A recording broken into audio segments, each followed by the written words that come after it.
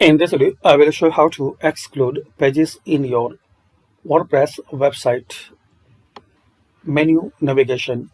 So search this plugin Exclude Pages, then install and activate. Using this plugin, so this is the famous and useful plugin. This plugin adds a checkbox. Include this page in menus. Uncheck this to exclude pages from the page navigation that users see on your site.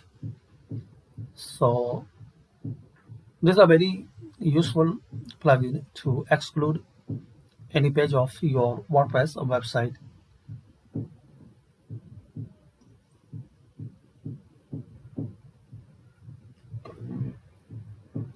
So use and give a try for this plugin. Guys, if you are facing any problem, so comment. I will resolve that problem. And thanks for watching. And guys, check out my WordPress plugin series. There are some must you have plugins for your WordPress website. Thanks again.